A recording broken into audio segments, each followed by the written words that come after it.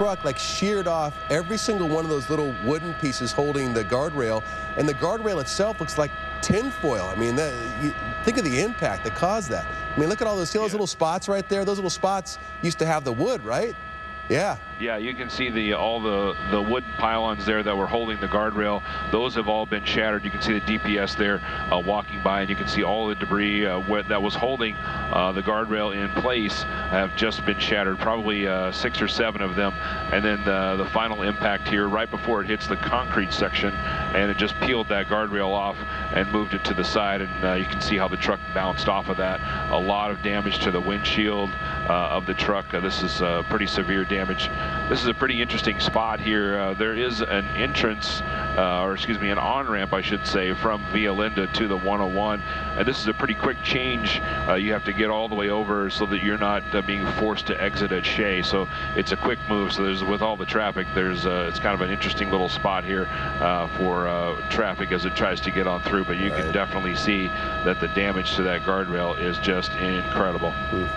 Yeah, we drive this stretch going to my daughter's volleyball like 3 days a week, and you always see traffic there no matter what time of the day because, like you said, everybody's being forced to get to the left there. All right, Troy, thank you for that, and we'll check in with this a little bit later on throughout the morning, let you know how that's going.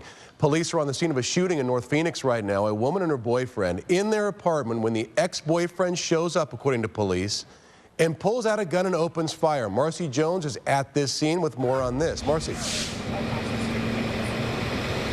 That's right. Good morning, Troy. Well, a lot of times when we show up on scenes of violent crimes, the neighbors are absolutely baffled, shocked. They don't understand how this all happened. That's not the case here. A lot of neighbors we talked to said that this area has a history of drug activity and gun violence. Actually, one neighbor told us that she woke up, heard the gunshots, recognized it as gunshots, and then went back to bed because she wasn't shocked at all. Here's what we know happened so far. We told that this went down at about 3:30 this morning. Police say that a woman and her boyfriend were inside of the apartment when her ex-boyfriend showed up, pulled out a gun, and shot the new boyfriend twice. Neighbors say they heard all the gunshots and some screaming and called 911, adding that this was a startling way to wake up, but not entirely shocking, as neighbors say this area has a history of violence. Pop, pop, pop. I mean, really loud. Loud enough to wake up the neighbors next door and me. Well, I was already awake. But we're used to them. They're always shooting up around here. And if you're allergic to cats.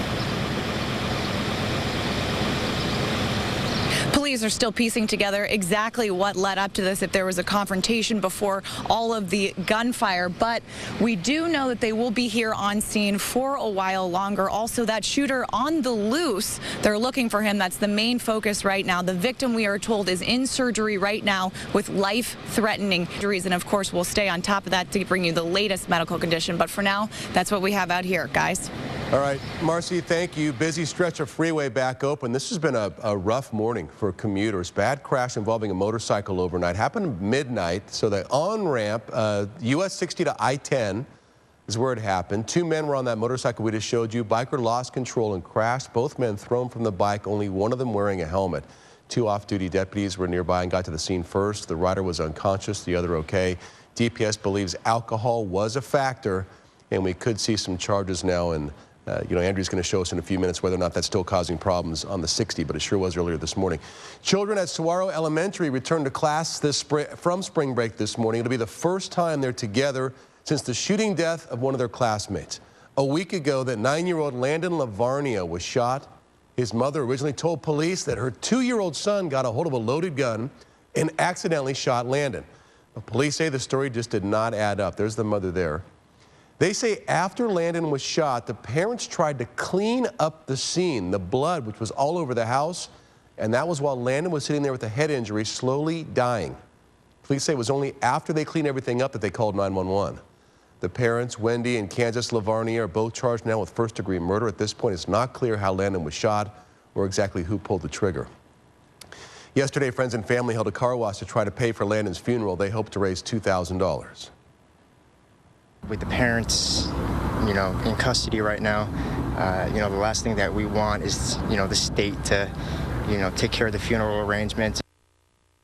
So today, social workers will meet with all second-grade students and their families at the school, and counselors will also be on hand there. We are paying a little less for gas than people in the rest of the country. Gas Buddy says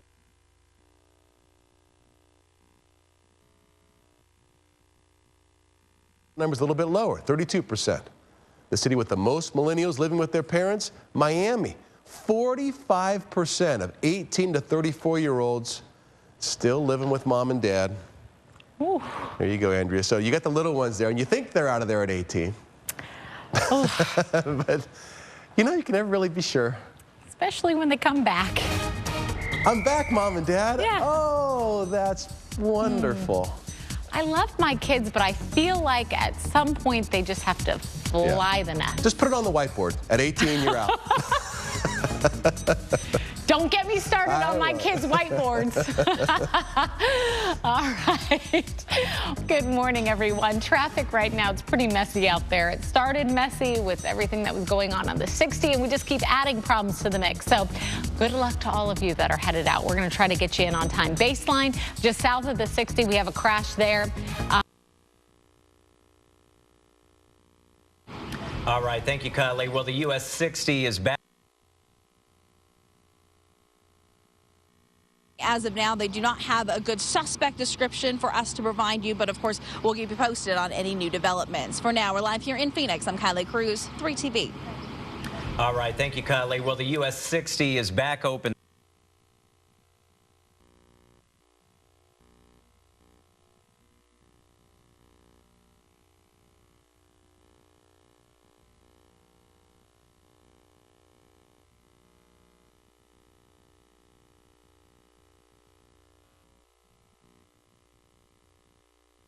Freeway here. We don't know how it happened, but boy, it destroyed the one of those wood chippers that they were towing behind it, smashed out the front windshield.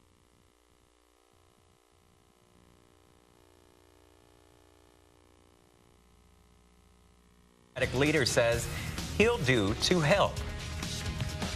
And as we head to break, we leave you with another gorgeous morning over the Valley of the Sun. This will be Basketball Central in just a couple days. We'll be